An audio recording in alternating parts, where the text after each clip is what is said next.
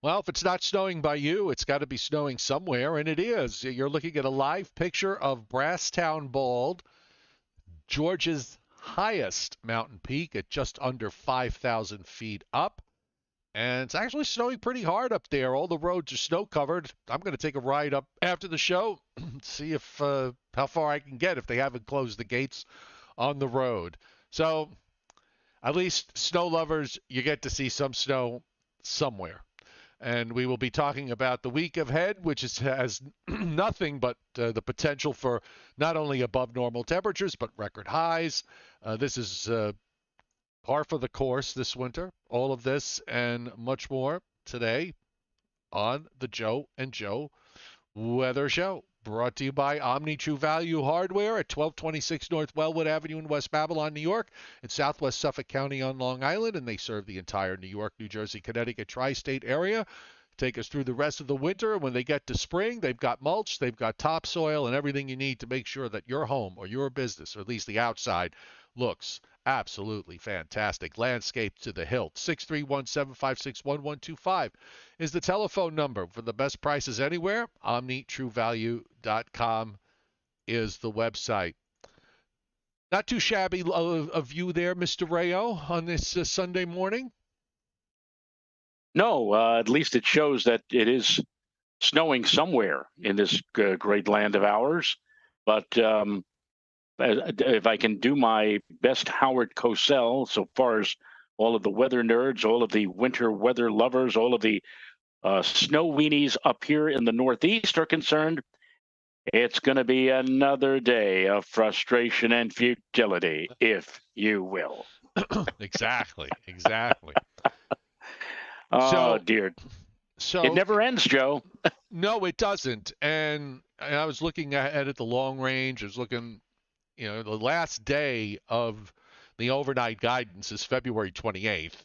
So we're basically into March now, as far as the long range is concerned. And I know a lot of people have been posting about, oh, this polar vortex is being destroyed. It's going to fall in the stratosphere. It's going to fall apart. It's going to split in two. It's going to split in three. I'm just going to tell you, look,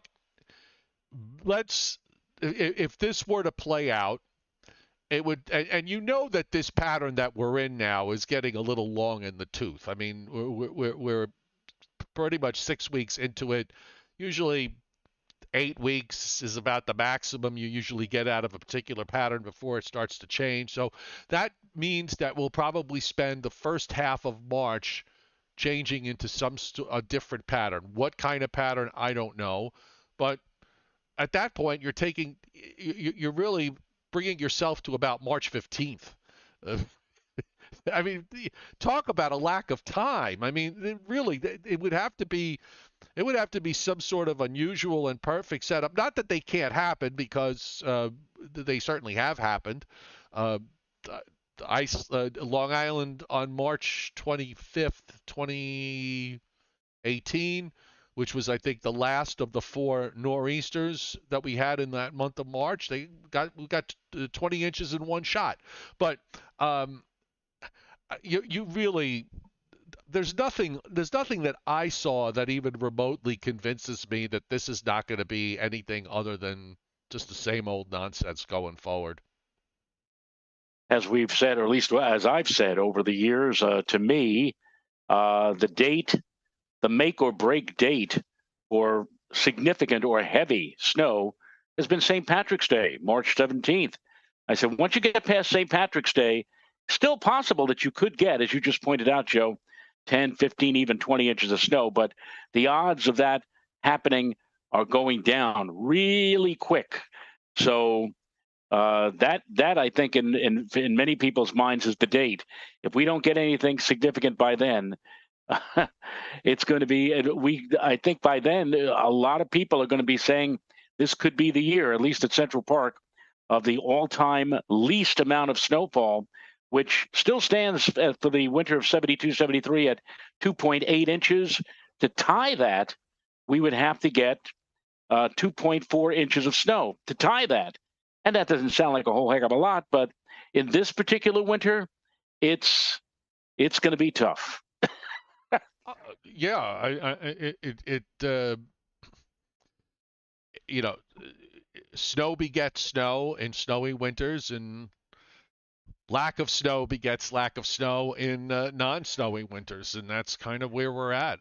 And by the way, looking ahead to this week, two observations. I think we have a shot for record highs on Wednesday and on Thursday. Wednesday interests me because there's going to be a west wind, and if there's a good deal of sunshine, a lot of the guidance is in the low to mid 60s for eastern Pennsylvania to southern New England for Wednesday, away from the ocean.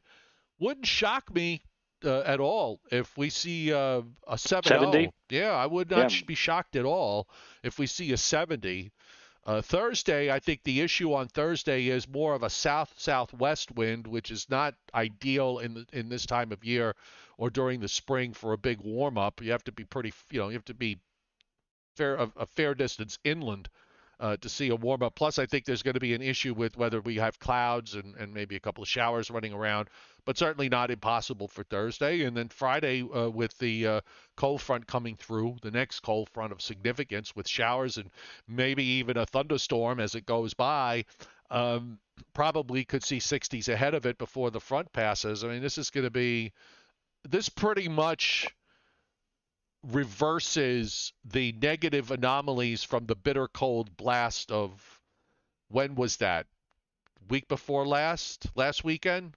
Yes, last weekend. I'm losing track of time. Yeah, I mean that pretty much undoes that one.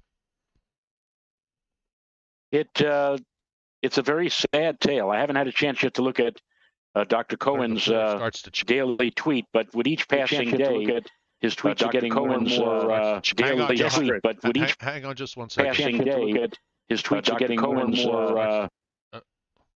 Go ahead. I'm sorry, Joe. I had to switch over to something, and we were getting double audio. It's okay now. Go ahead. I was just saying that I have not yet looked at today's tweet from Dr. Cohen, but each day it seems like he's getting more and more desperate and more confused. They're talking about some kind of a split in the vortex. Yes. Or split, but it's like he's shrugging his shoulders or tossing his arms up in the air and saying, "So what does this mean?" How many times have we seen this so far this winter, and it's meant absolutely nothing, and it probably will mean nothing again. I agree. I think I think that I don't know that anybody knows. Let's say, I mean, the split is that what's going to go on in the stratosphere is very aggressive.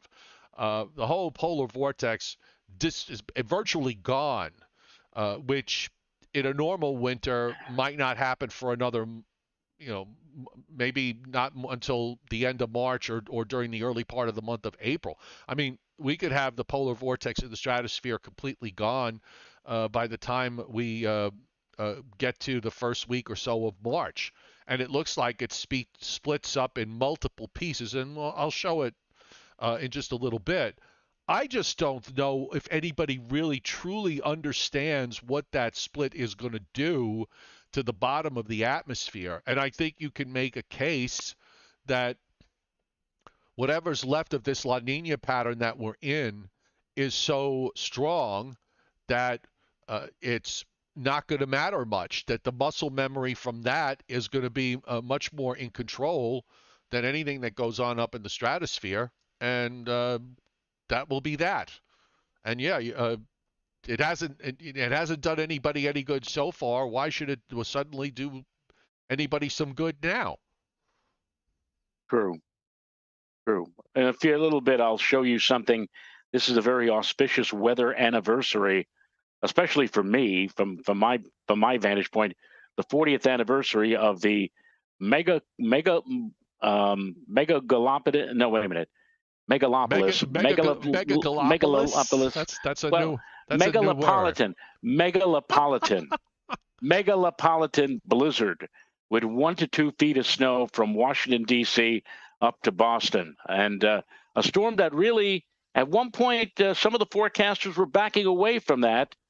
But I'll show you. I'll give you a little graphic of that in a little bit. I don't have. You Well, don't have it give now? me sharing capabilities now, and when I get the when I Yeah, you put the finishing touches on the graphic you here.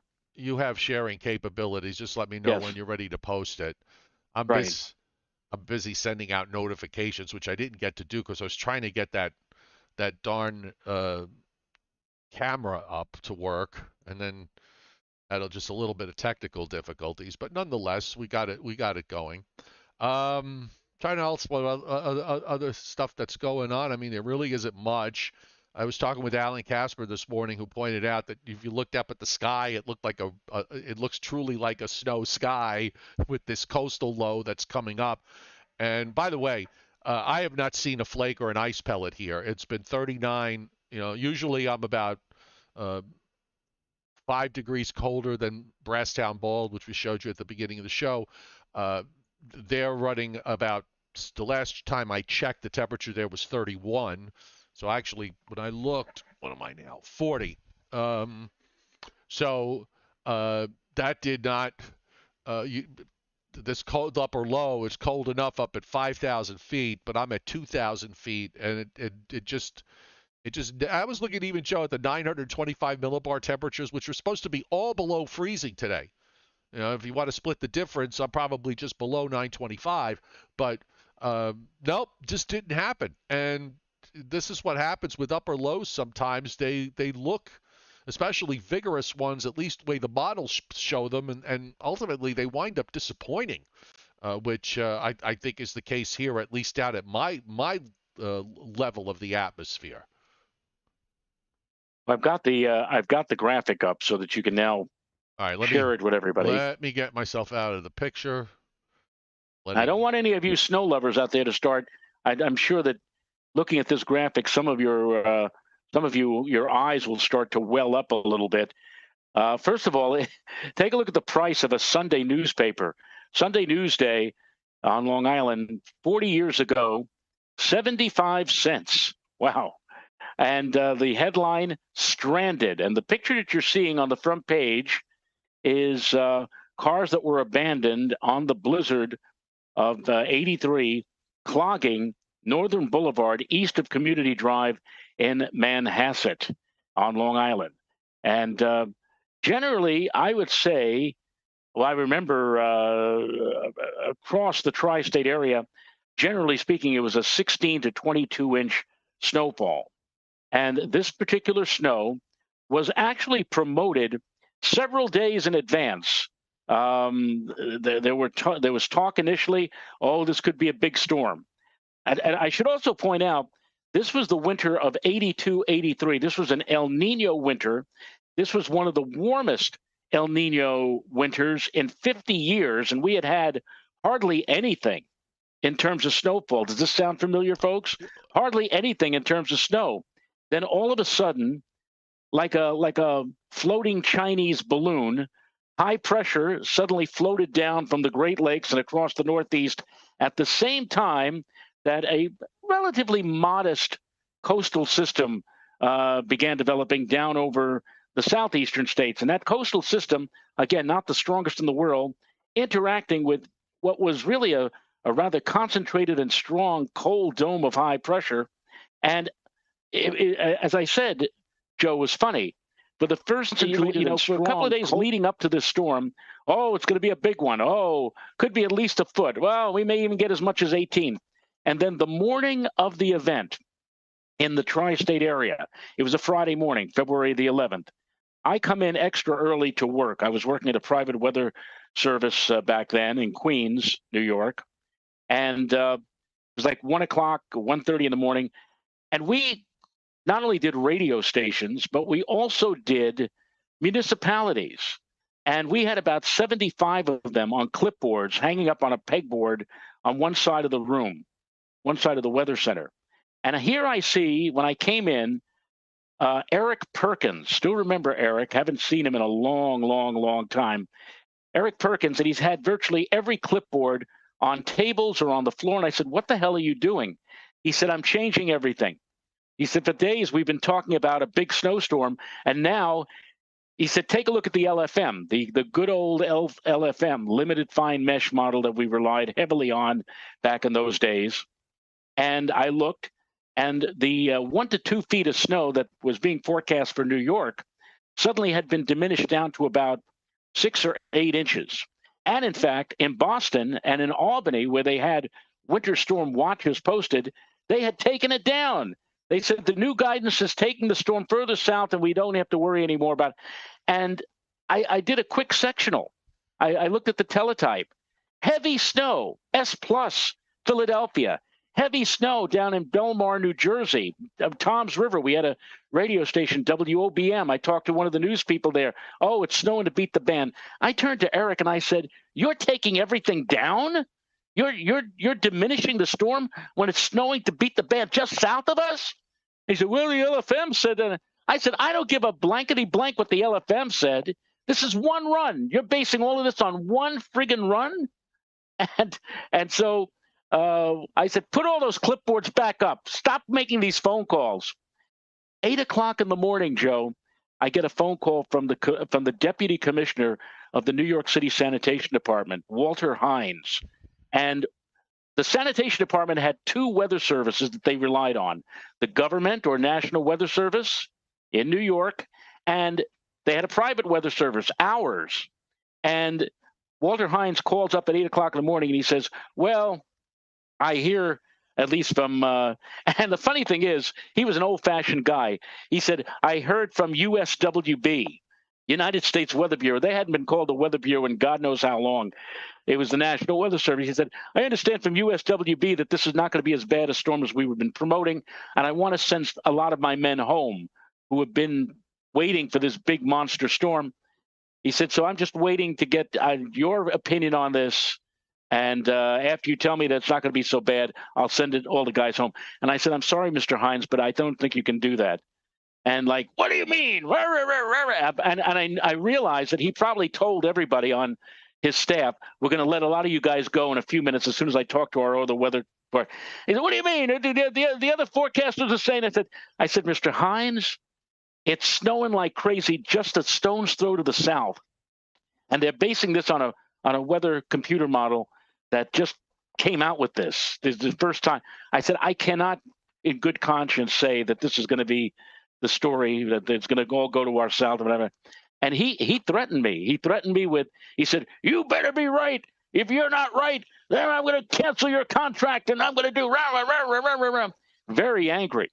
And I said, "Why don't we just wait until the new computer run, the new LFM came out at 11 o'clock in the morning? Let's wait another 3 hours." "Another 3 hours." Well, guess what? 3 hours later, the new LFM came out and said, "Oh, did I say that we were going to have less snow? No. I'm changing my mind again. We're going to have a big storm."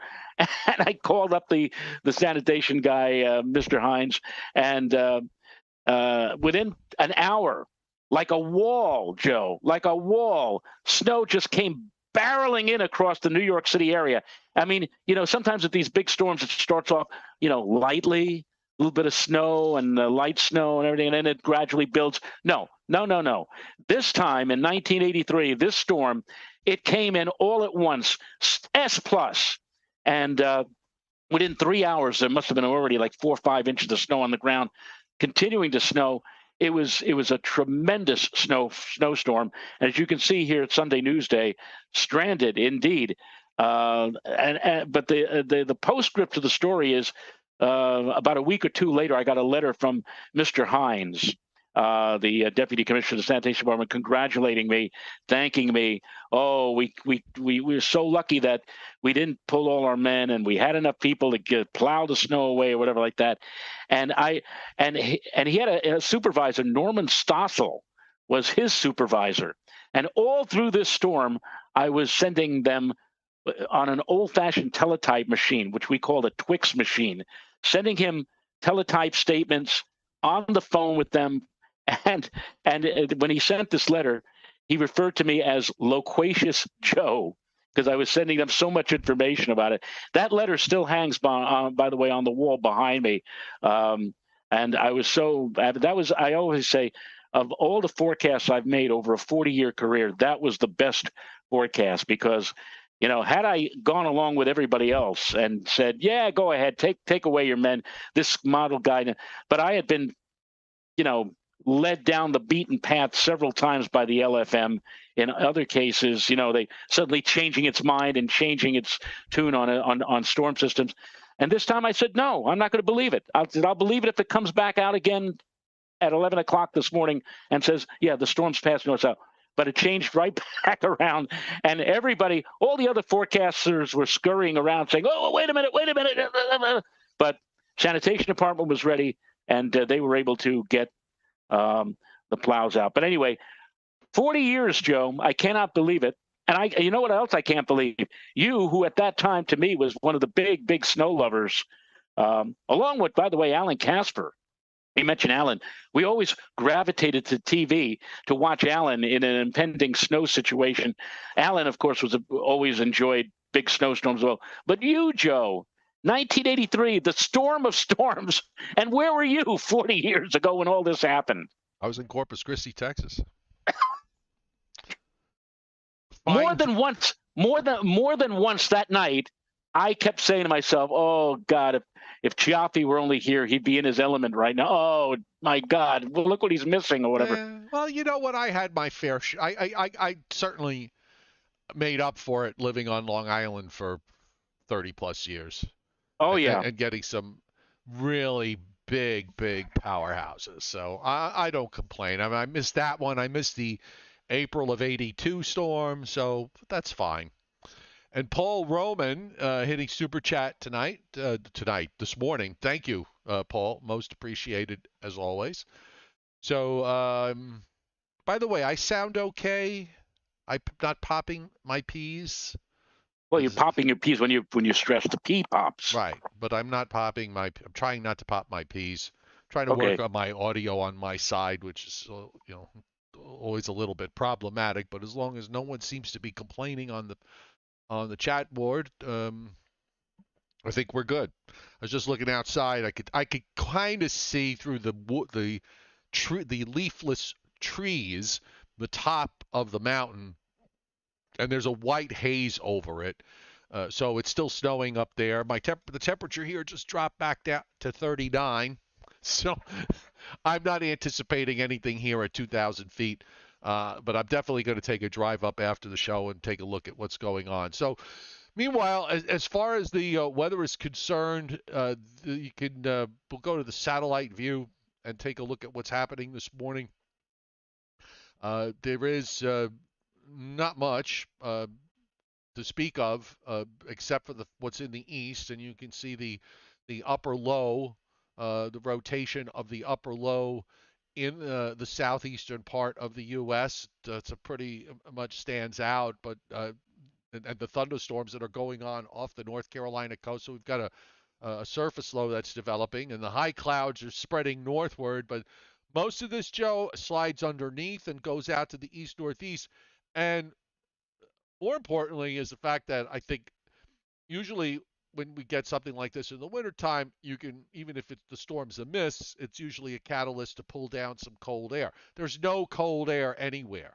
And that's just going to take us to the land of above normal all week long. Yeah, well, there's not much to say. I mean, Joe, it's the same story. Every single day, it's the same thing, and we're hoping for some kind of a pattern change.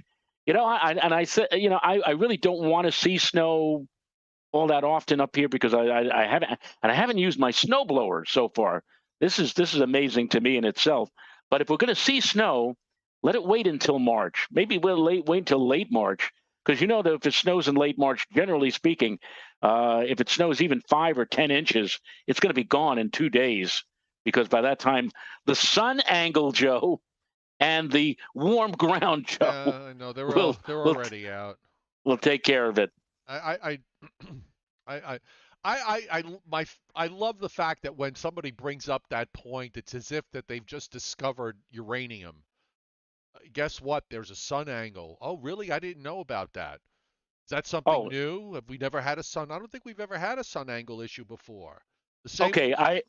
Yeah, I just came across something, Joe, and I remember that people like Tom Contino and a few others, Johnny Quest or whatever, they had asked.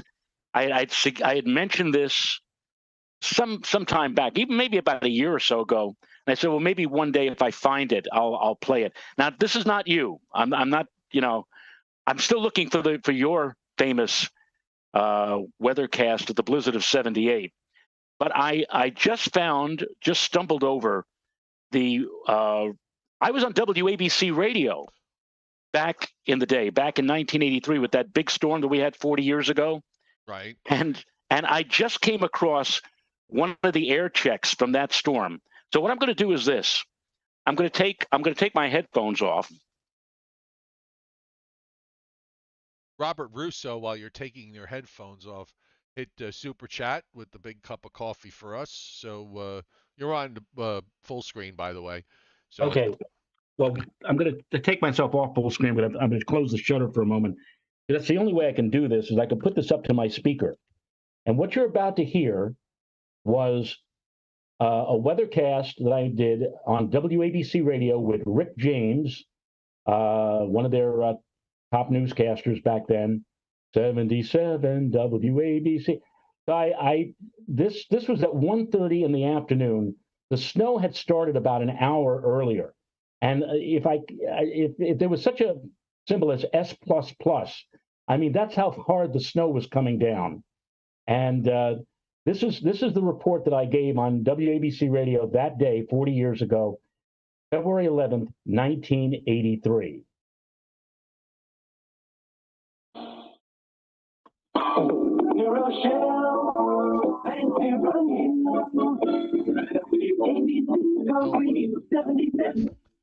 The storm is here, and it's getting bigger and bigger. Good afternoon. It's 24 degrees and snowing in New York. This is the 2:30 p.m. news update on Talk Radio 77. I'm Rick James. Joining us live, Joe Rayo, the WABC Radar Weather Center, with the updated word on this bigger and bigger storm. Joe? It's absolutely unbelievable, Rick, just watching this area blossom out just to the south and west of New York City. I'm talking about the area of moderate to heavy snow, everyone. 12 inches on the ground in Baltimore, about 10 inches on the ground in Washington. Some Washington suburbs will have 24 inches of snow on the ground by tomorrow morning.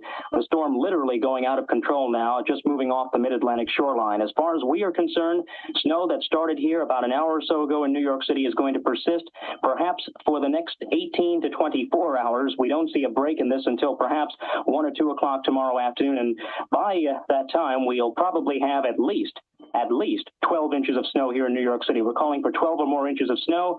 And also, we have a radar weather blizzard alert. What that means is that the combination of winds of 20 to 40 mile per hour out of the northeast at times, with this storm system getting closer to us, plus the snow that will be falling almost constantly, moderate to heavy, will reduce visibility down to near zero at times, and that's going to cause considerable drifting and blowing. It's a low-density, puffy, powdery type of snow, very susceptible to drifting. We could find ourselves with drifts as high as 2 to 4 feet by the end of the storm tomorrow. The storm, as I said, should let up by about midday tomorrow. We hope for some sunshine, believe it or not, by later in the day tomorrow. Temperatures through the duration of the storm in the low to mid-20s, and sunshine on Sunday. That probably is going to become dig out day here in New York City, Rick.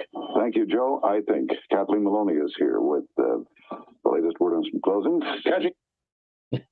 Kathleen Maloney. Kathleen Maloney.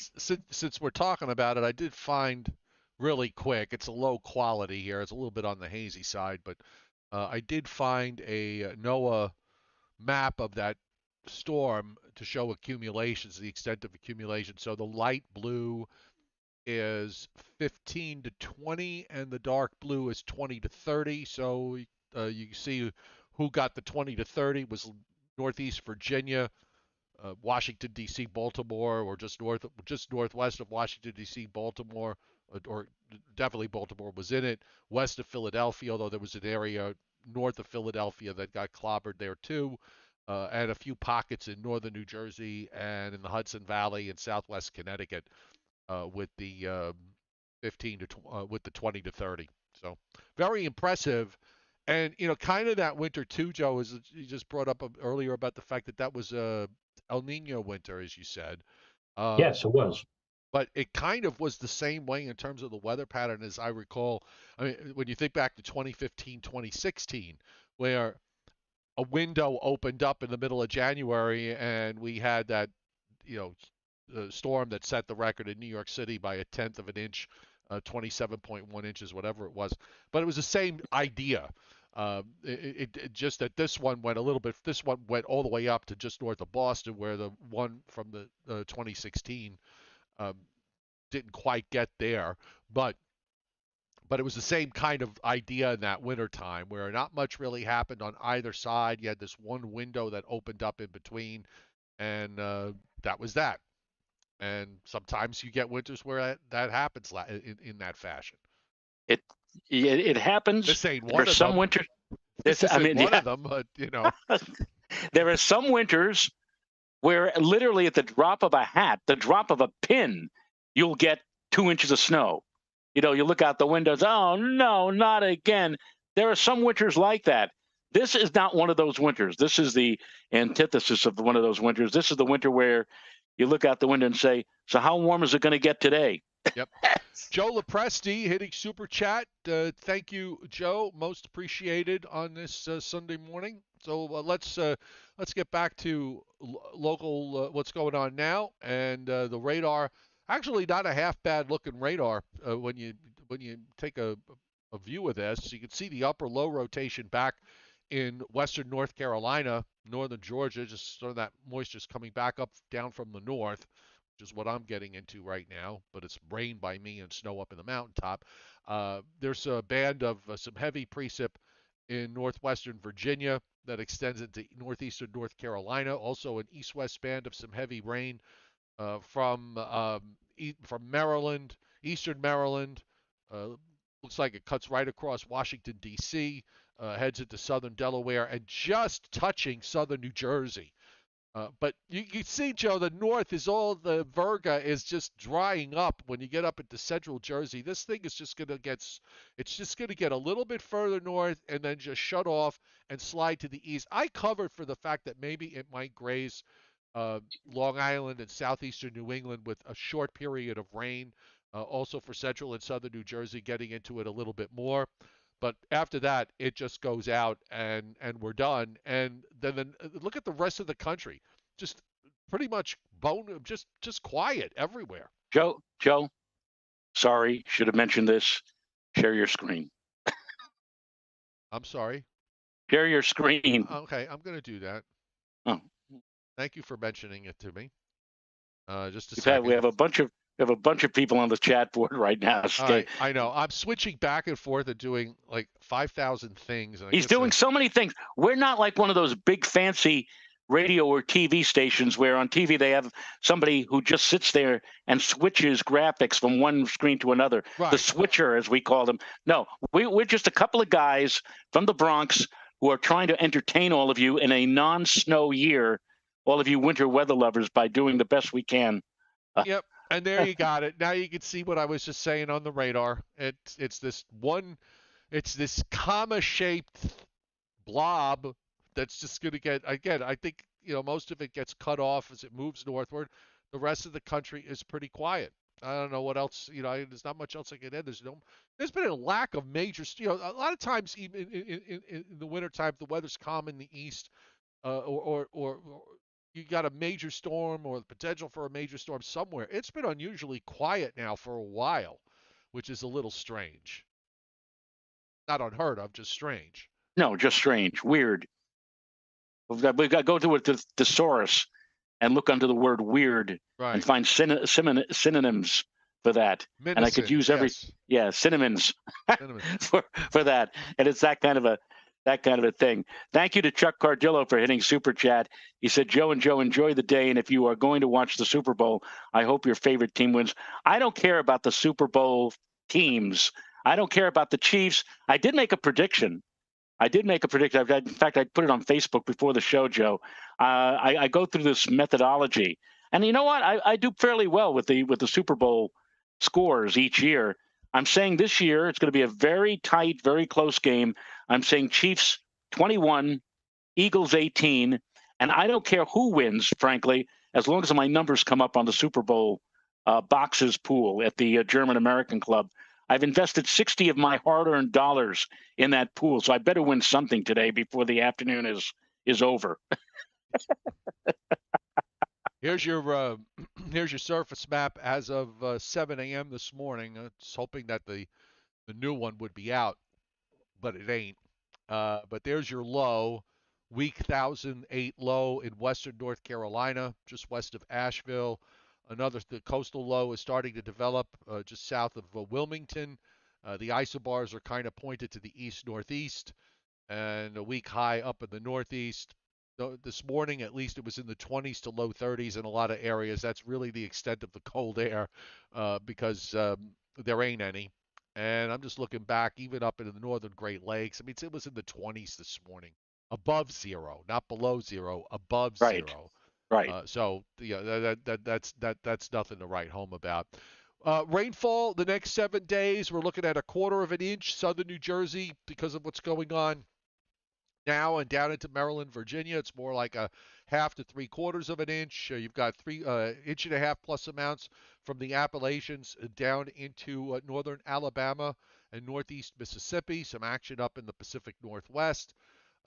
We have a strong a cold front at the end of the week that's going to probably bring in the next round of rain. So this covers what's going on today and what is going to happen later this week.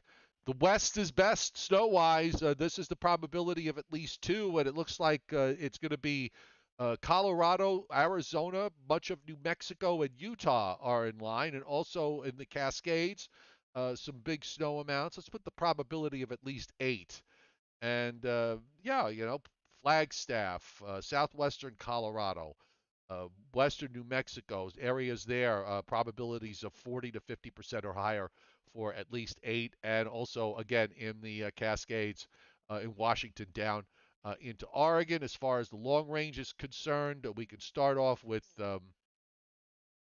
when Wednesday into Thursday, eastern Colorado to west Kansas, southern Nebraska. In the in the light blue is a 70 to 90% for at least 3. Go on to the next day, and we're looking at 50 to 70% from eastern Iowa, northeastward through Wisconsin and the Upper Peninsula of Michigan. Nothing in the east. Friday with the next cold front, once it passes, 10 to 30% well up into upstate New York and Vermont, northern New Hampshire, and into Maine. And Saturday into Sunday, map's not loaded.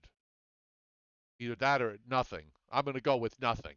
So, yeah, there's just a few places out in the west.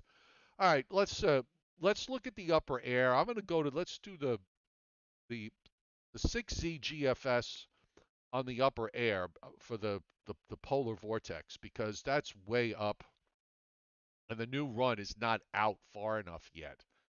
So let me just center this a little bit better and see what happens here. At the moment, we've got a wrapped up ball sitting in northern Europe, northwestern Siberia, and that is just going to, here comes your big stratospheric warming event that's going to pretty much weaken and tear apart that low. It starts to split around in pieces.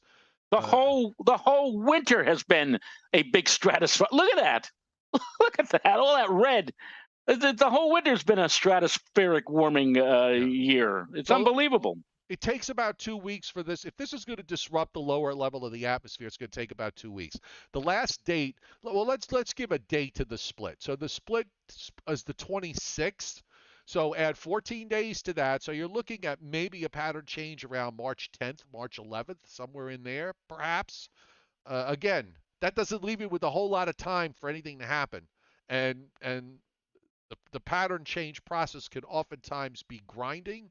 And of course, it's still frustrating with these models to see the split occurring on some runs, but not on others.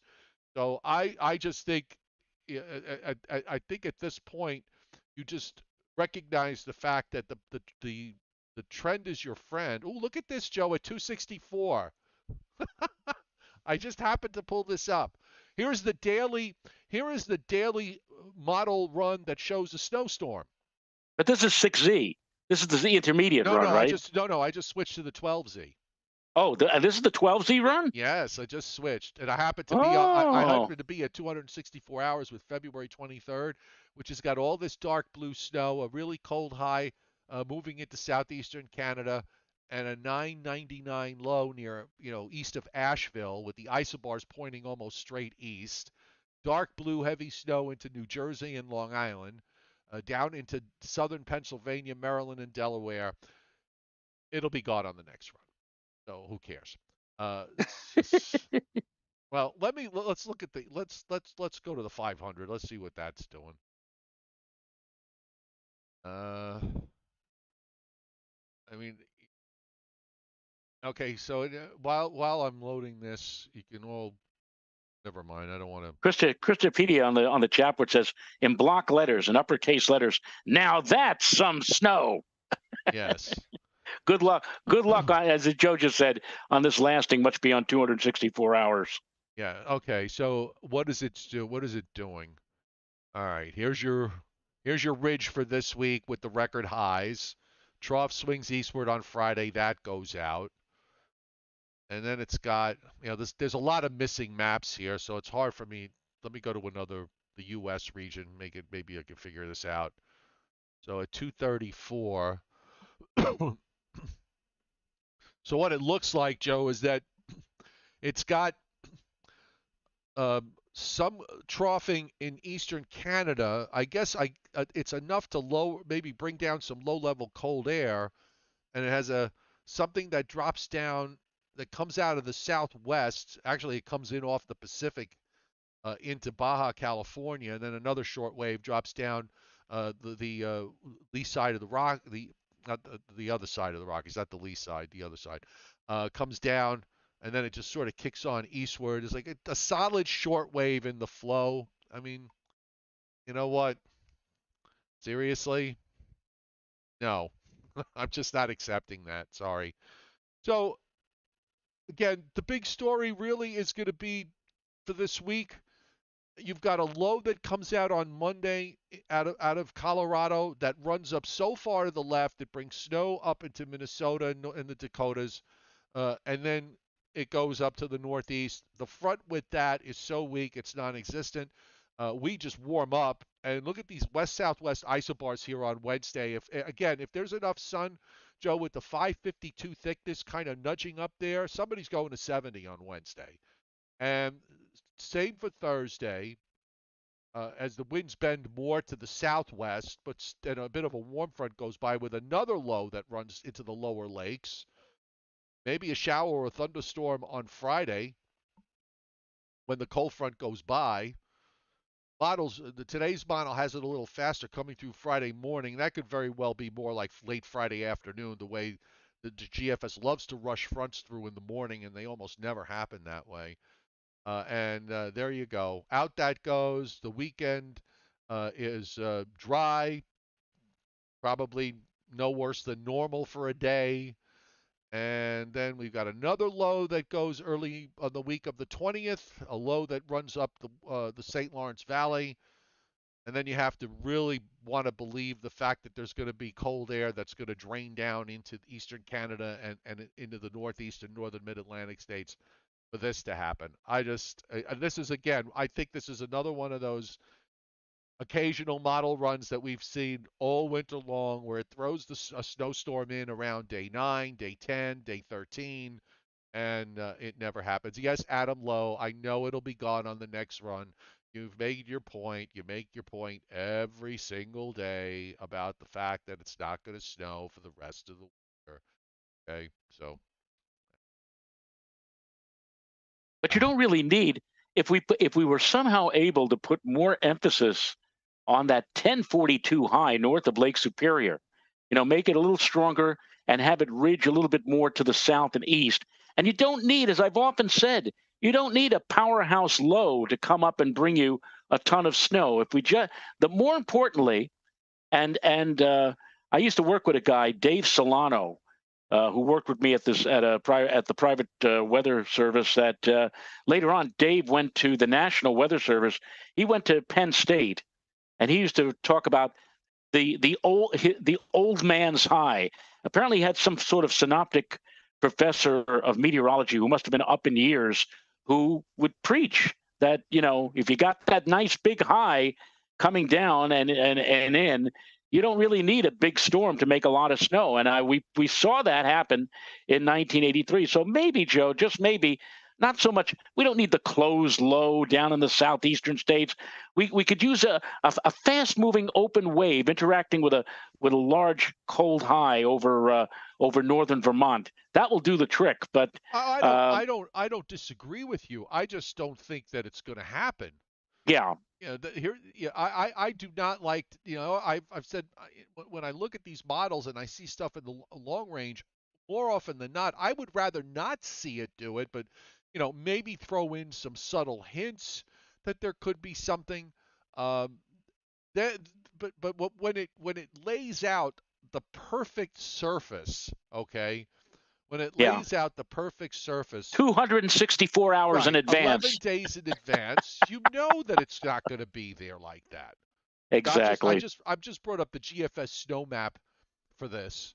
Okay, on Pivotal. So this actually, because the Tropical Tidbits is a little bit behind, so this carries you all the way through. So 17 inches at Islip, 21 inches at Long Branch in along the Jersey Shore, 22 in Toms River, 20 in Philadelphia. You hear that, Alan? Right, exactly. 25 to 30-inch amounts in this orangish area in Northern Virginia.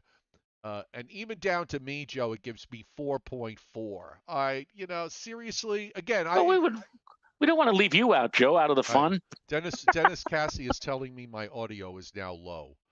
All right, so let me raise it a little bit. See if that this should be better. I don't know why I am talking now. Nobody said it was low up until now, so maybe it just kind of dropped off for a moment. So anyhow, yeah, I mean, I would rather see it. I would rather just see the model hinting. I would rather see an upper air that is hinting at things rather than coming out now so far in advance. The chances of it happening the way this looks are nil, unless this is one of those windows that opens up, which we haven't seen really this year. Well, we haven't, and we may never. Well, at least may never for this winter season. I'd love to see that. I've been saying also in the back of my mind that so far it's the lack of any snow. This could be a record ending, and then like sometime either at the end of this month or maybe in the beginning of March or sometime during March, we get one big gigantic boof, which not only means that we don't even approach the record in terms of the lack of any snow, but it blends in with all the other, maybe get like a quick 15 inches or 12 inches in one shot. And then it doesn't really stand out to any degree when you're looking down the list of years with snow. It could still happen. And Yogi said, it ain't over till it's over. It's not over yet, but the clock indeed has begun to tick. Yeah. So while I'm trying to bring up that camera view of Brasstown Bald one more time. Temperature here just jumped back up to 40. By the way, I'll probably watch the Super Bowl for as long as I can stay unbored. Let's put it that way.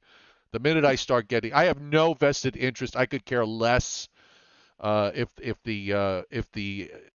whichever team winds up winning. I just have no interest whatsoever. What are you showing over there? What is that? Last night, my wife and I went into Long Island, Lindenhurst, Long Island, with a bunch of friends. We went to a wonderful German restaurant called the Village Lantern. If you're into German food, I've been there. It is very good. It is a wonderful restaurant. But as we're going toward the restaurant, we passed by this pizzeria. And as we were coming out of the restaurant, I said, I've got to take a picture of this. I've got to take a picture. And Joe, it's Mr. G's Pizzeria. Yeah. I mean, as a longtime weathercaster, broadcast meteorologist, you just know I couldn't pass up the chance to take a picture of this. So there it is, Mr. G's Pizzeria Restaurant. So I don't know. I said when I posted this on Facebook, I said, I wonder if they got that name trademarked. Yeah, I would, and you heard what my response on that was. Yes. By the way, just to kind of put this into, just to kind of make a mention of this, I've already sort of hinted a few times. Apparently, the hint is not working. So, there were a couple of you on here that are putting up the same thing every single day on the chat board. And while I encourage conversation, this is really kind of bordering on trolling a little bit. So can you just kind of knock it off? I'm not going to say who it is. There are two of you that are doing it. So knock it off. If you don't stop, I'm going to specifically call you out on it. And then if you still keep up with it, I'm going to block you off the show. Okay? Intelligent conversation. You've made your point. You've made your point every day now for a long time. And this kind of stuff doesn't rub me the right way. So it's annoying to everybody else. It's particularly annoying to me. So knock it off. In the meantime, there you go. That's my rant for the day. Somebody was waiting for me to rant. So you got it. So in the meantime, again, you can't have snow where you are. So thanks to webcams, you could sort of fantasize. And this is, again, the top of Brasstown Bold.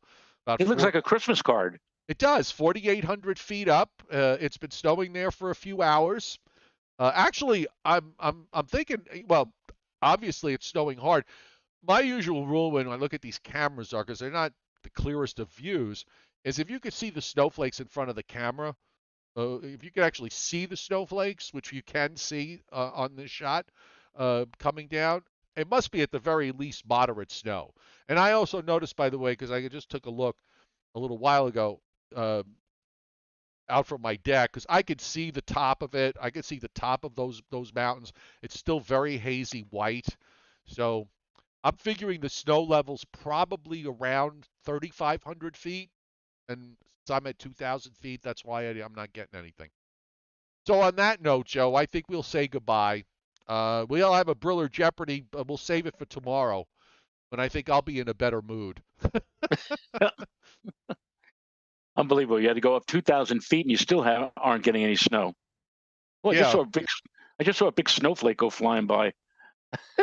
Yeah, I'm going to head over to I got to take the dog out to the park, so I'm going to take him on the north side of town, but I'm going to swing by because before you turn into, because Brasstown Bald, that's a U.S. Federal Forest Service park. So when you turn off the main road, you've actually already climbed. It's a gentle climb on the main road, probably a good 1,000 feet, and then you do the last 1,500 feet going up the side of the mountain to get to the very top. So I am going to see if it's snowing when I get to the bottom of the mountain there, then I could tell you that my guess at 3,500 feet is probably a good one.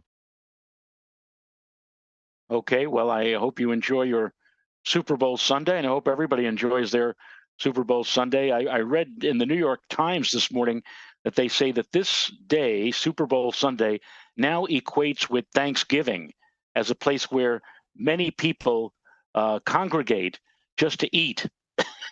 Yes. I think I think it's the second. I saw the other day something on it on CNBC. It's the second. It's the second most food day. And right. From the standpoint of food prices, chicken wing prices have actually dropped by 30% or more, and avocado prices are down, but chip prices are up. So you have that. There you go. So everybody have a great rest of your Sunday. We'll see you tomorrow night at 7:35. Bye-bye. Bye, folks.